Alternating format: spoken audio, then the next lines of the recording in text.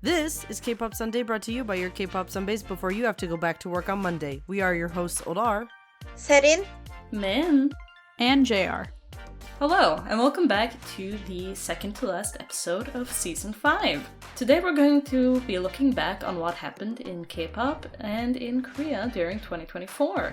As always, a lot went on this year, so we're only going to be highlighting a few events. So if you want to see a more in-depth list, we do have a document with well over 100 pages that lists music releases, news articles, and a lot of other things. So if there is things that we missed, it's likely in that doc. And if it isn't in that doc, please add a little comment so that we can add it too, because the world is very vast and we cannot keep our eyes on absolutely everything.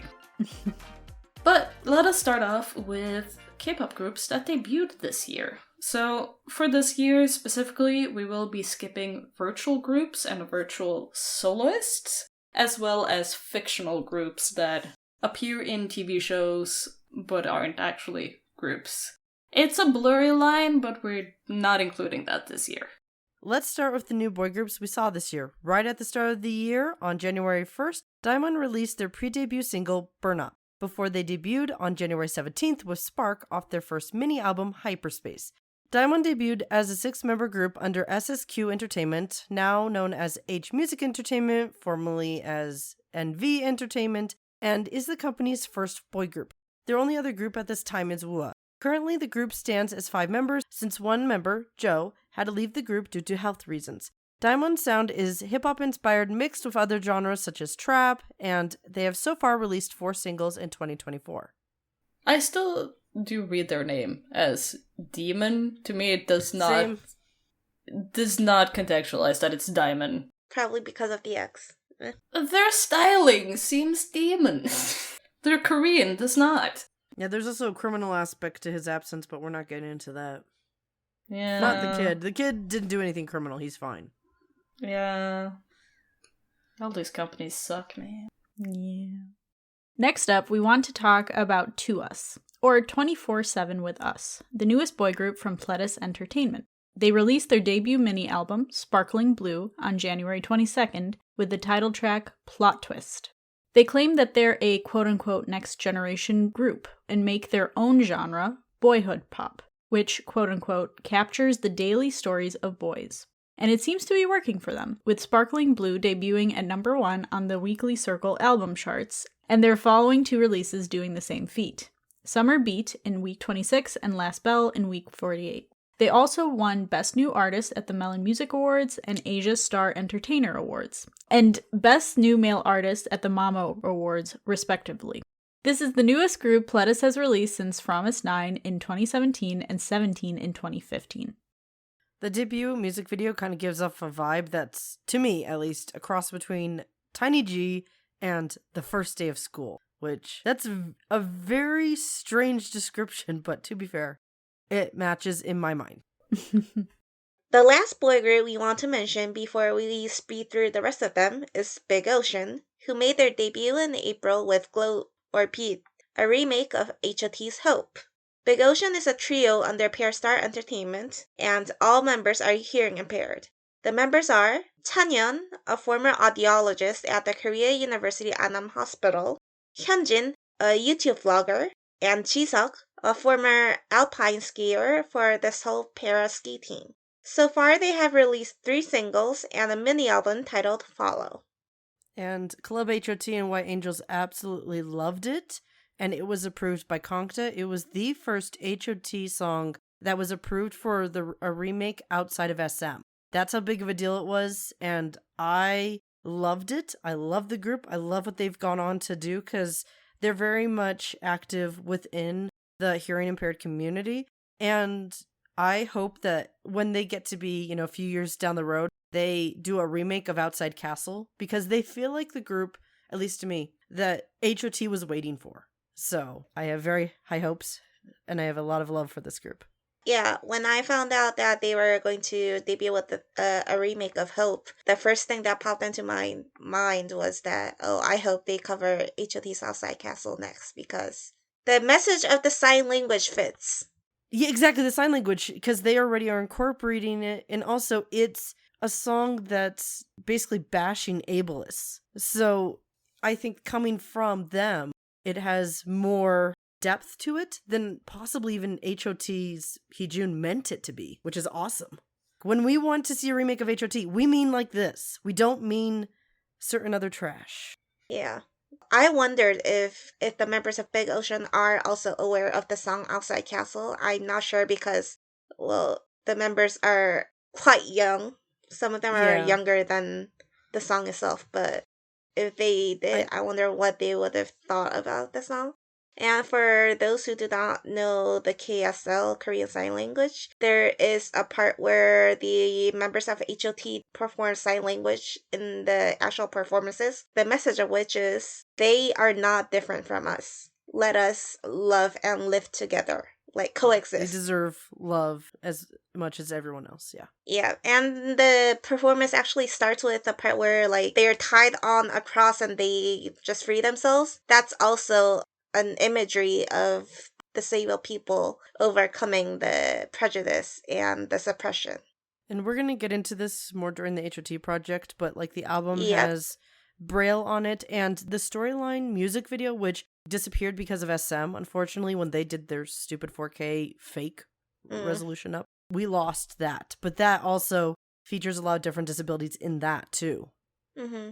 And the struggles that come with it. It's a great So song. we'll get into that more, but just to say, the Big Ocean they are exactly what HOT fans and HOT want. So we praise them highly and wish them the best of luck. Yeah, we hope for more singles. Besides the 3 groups that we mentioned, this is a speedrun for all the boy groups that debuted this year. Waker, All Hours, Nomad, Nowadays, NKODE, TIOT, Pickus, TOZ, Nexi, Waterfire, BDU, Dignity, Cave, VVS, ARC, Lost, 13 Found, Ascent, and Dragon Pony.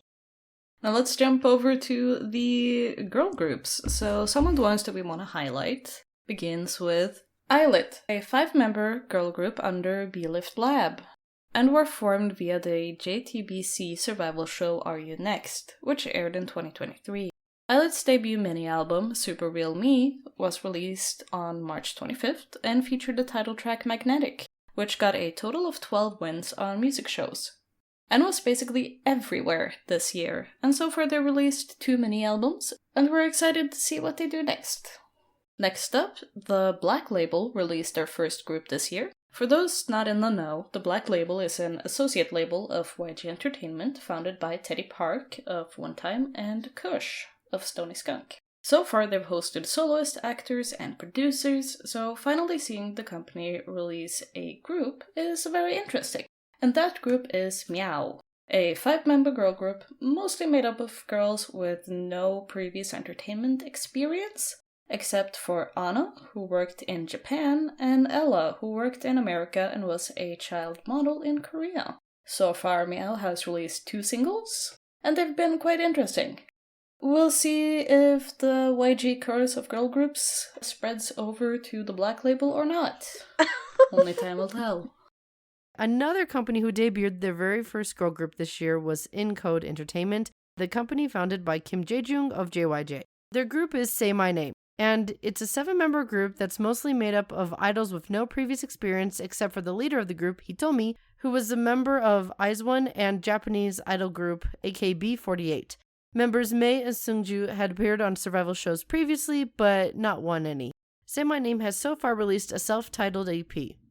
As for other girl groups who debuted this year, we have Genius, Eunice, Resinu, Candy Shop, VV-UP, Spia, B-Wave, Unicode, B-Hours, ARTMS, Bad Villain, iMonde, Estelle, Atlantis Kitsune, Park Ha-jeon, Gen Blue, Odd Youth, Baby Monster, Witches, and Ijuna.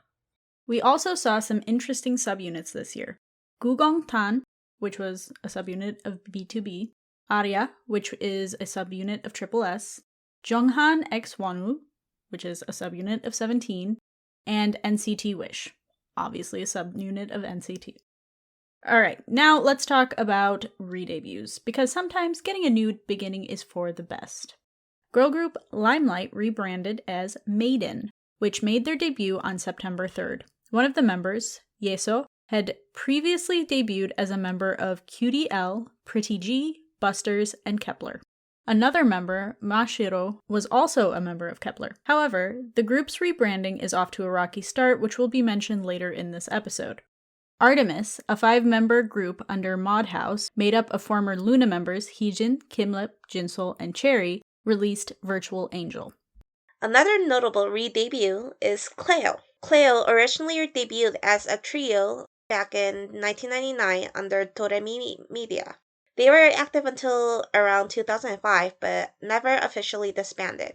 During its run, CLEO had multiple lineup changes, but the only member to stay through most of it was Cheunjang, one of the original members. Eunjang seems to be the force behind the re-debut, sharing the new members on Instagram. The group came back as a trio with the 2 new members. Dini, a streamer who released her debut single Roller Boy in 2023, and Gu Do-kyung, who originally debuted with Jigu, or Gate 9, under the name Katie. Moving on to the next topic, which is slightly similar but different, reunions. On August 8th, 4 of the members of BAP, Bang Young-guk, Chung Dae-yeon, Yoo Young-jae, and Moon Jung-up, reunited as Bang Jung-yu-moon, with the help of Taeyeon's and Jung-up's current label, MA Entertainment. Although the members weren't able to use their group's name due to TS Entertainment owning the trademark Boohoo, they were able to work with their former graphic designer to update their Matoki mascots. Their reunion EP, Curtain Call, was released on August 8th, and although the baby of the group, Zello, was not able to participate due to his military enlistment, there is a possibility that he might join the comeback after he gets discharged. And as for the 6th member, no dice. I'm pretty sure, but we don't talk about him. Bang Jung-yu-moon also released a Christmas special album, Christmas with You, on December 18th. On September 6th, all 7 members of Block B reunited as a special guest for the last episode of the season's Chico's Artist. This was the first time the group appeared on a music show since early 2018, and the first time the members were seen together since 2022, a year and 9 months after the special performance for Pio's military event. Block B sang Her and a medley of Nilili Mambo and Very Good, rough version, with the performances all going viral on social media. During the episode, Pio declared that the group will try to make their comeback next year. Although it was clearly a half joke, and Pio didn't get Jiko's permission to say it in advance. 2 months later, DF released Jiko's 10th solo debut anniversary content titled Jiko's Shareholder Meeting, where bandmates Jaehyo, Yukwon, and Pio were present. Jaehyo brought up the topic of their comeback again, to which Jiko eventually agreed to work on their comeback material. Although they never got to finalize a specific date, the fandom is excitedly waiting for the group's reunion. And I'm one of that fandom.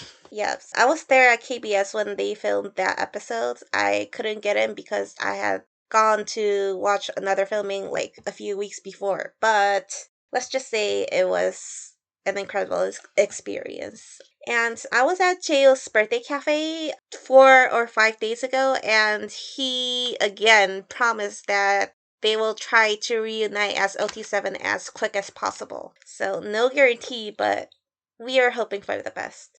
When it comes to solo artists, we will be mentioning a few, but not all, because there are so many that even a speedrun list would be too long.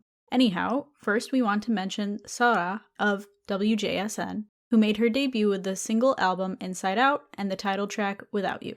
Another interesting solo debut we saw this year is JD1 with Who Am I?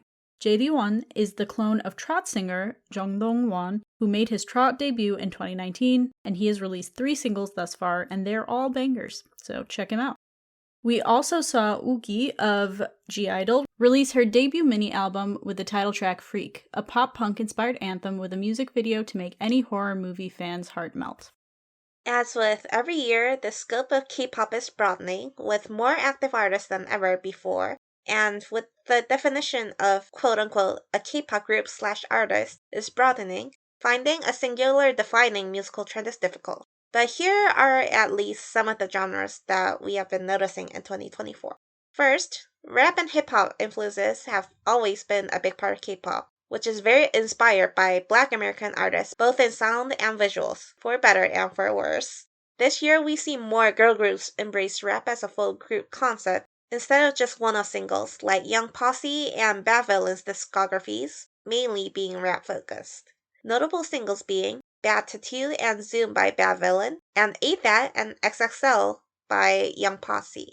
On the note of XXL, we've also been hearing that very distinct 90s bassline in tracks like Chungha and Hongjo's Eeny Meeny, Wavy's Frequency, and MX's See That.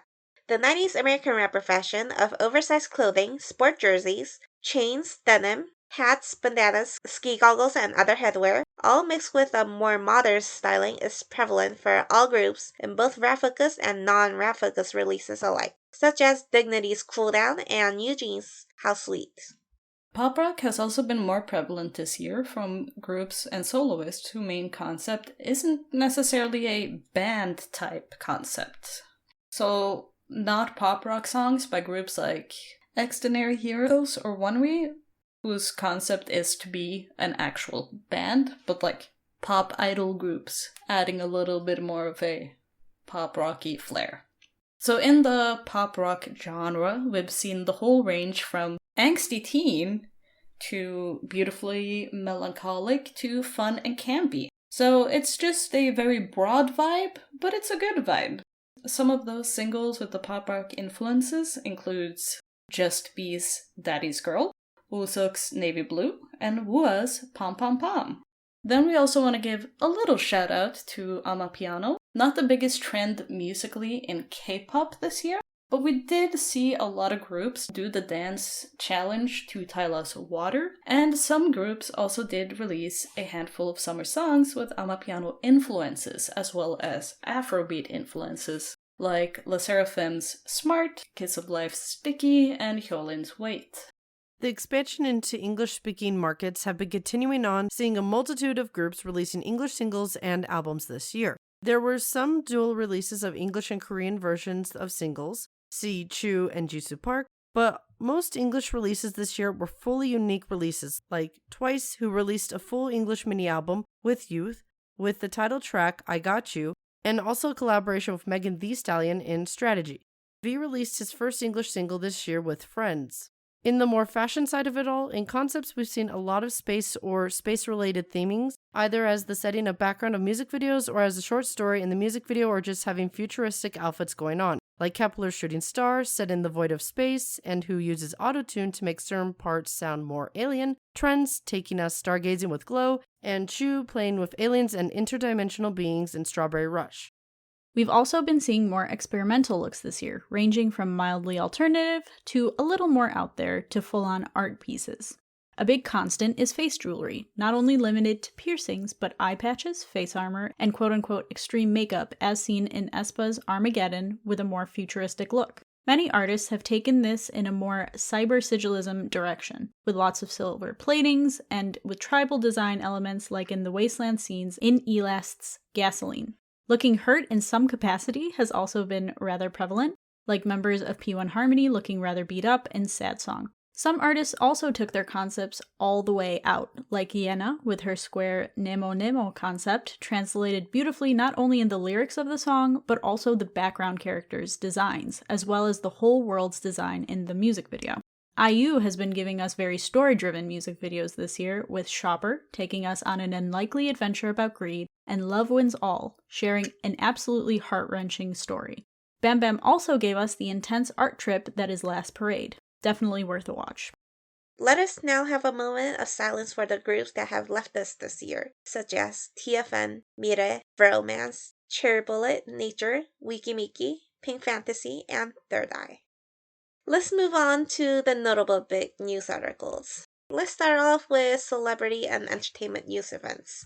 On April 2nd, it was announced that ILLIT finally received the trademark rights for their previous group name, Beast. Woo! Yes. And on July 24, 50/50's renewal promotion was made official as the Silhouette teaser dropped this day. The new members were confirmed to be Athena, Chanel Moon, Hana, and Yeon. The group released their pre-release single, Starry Night, on August 30th, and their second EP, Love Tune, on September 20th. I actually listened to their new songs and I liked it. Like, their music is very, very... I don't really want to compare it to the old lineup, but let's just say that their new music definitely caters to the Korean general public. The Korea's reviews are pretty positive, and their new Christmas single is also getting rave reviews. And so if you guys are in support of the new lineup, I do recommend giving it a listen. Meanwhile, I am kind of interested in what the Bloom lineup will be releasing if they get to re-debut, so I'm keeping an eye on their new single. In other news, in January, it was revealed that the women who were trying to extort money from Lee Sun-kyun aimed to go after his wife next and claimed to have her phone number to do so. The police announced that one of the women had threatened the other. Money was extorted from Lee Sun-kyun by a hacker who was the bar host. This person claimed the hacker wanted the money because they found out about their relationship. When the scheme didn't plan out, it's alleged that she went to the cops claiming that the host had done drugs. Then, she personally went for the actor. Apparently, the two women met in prison. So, with a lot of the news this year, we have so many updates and so many things have just happened to where we're not able to cover them now, but we might in the future. So, first up, back in January, Democratic Party leader Lee Jae-myung was attacked with a knife by a man who intended to kill him. Later that month, the new mugshot law took effect. Previously, the rules of when to release a photo, name, and age of suspects/defendants were all over the place, and the crimes that qualified for it were limited. They've been in effect since 2010, but this new law also widens the rules around which crimes qualify a defendant's information to be released and for how long the images are available online. So it's got the problem that the US does in certain states where it's kind of all over the map for how long and what it can be for. But it's nowhere near like Florida's, which I think is really famous for that, where it's like very quick, hence the Florida Man headlines. But at least though it's more consistent. It's a mess, but more under control.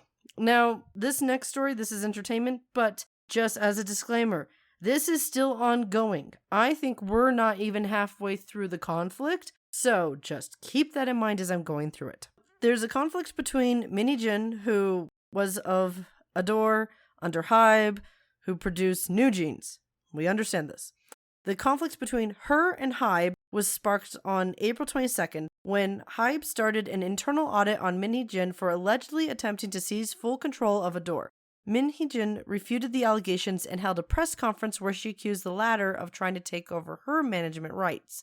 This eventually culminated into NewJeans, Adore's girl group, being involved in this dispute and digging up more allegations of Adore, Hybe mistreating the members. The 5 members eventually announced the unilateral termination of their contracts on November 28th and declared that they would continue their activities independent from Hybe/Adore. The members' statements were backed by attorneys Lee Hyun-gon and Cho Kwang-hee's explanation that the members took all necessary legal steps to terminate their contract, and it will all come down to Adore whether they will file a lawsuit to have the judge rule in their favor, which will put the responsibility of providing evidence to the potential plaintiff, Adore, instead of the idols as they did in previous examples. The case is still ongoing. Meanwhile, the members opened a new Instagram account on December 14th under the username Jeans for Free. Their first post was a notice of providing food and beverage for K-pop fans protesting for the impeachment of President Yoon Suk-yeol, whose presidential powers and duties were suspended that day by the National Assembly, which is, again, something that just happened at the time of recording, and we are not even there with the fallout. But basically, he declared martial law, and Korea said, no thank you. We remember this. No thank you. And he said, okay, you're right. My bad. Not really. Anyway, let's move on to something that's more final. Right, JR? Yes, and unfortunately that means the deaths in K-media this year. On February 23rd, K-pop producer Shin Se-dong Tiger passed away at the age of 40. The last songs he produced for K-pop singers were Try B's Diamond and Run, as well as Tan's Hypertonic. On April 11th, singer Park Bo-ram collapsed and passed away at the age of 30. An autopsy confirmed her cause of death as acute alcohol intoxication. Her 10th anniversary EP, The Last Song, was released posthumously on August 7th. And for the final one we'll mention today, on July 21st, folk musician, musical director, and Democratic activist Kim Min-gi passed away of stomach cancer at the age of 73. I just want to mention is one half of the duo 전람회, a singer named Seo Dong-wook, passed away a few days ago on December 18th, and a lot of you may recognize his group 전람회 because there is one very popular song titled 취중 진담, and the other half of the group is Kim Dong-yeol. His cause of death was not revealed, but Kim Dong-yeol is apparently very saddened by the news, and a lot of artists have expressed their condolences, so may he rest in peace. So, to wrap up, 2024 was a wild year. As mentioned earlier, this was just a small slice of what happened. If you want to hear more, we implore you to check out our master list document. If you want to hear about our thoughts on this year, be sure to tune in to our next episode. JR, take it away.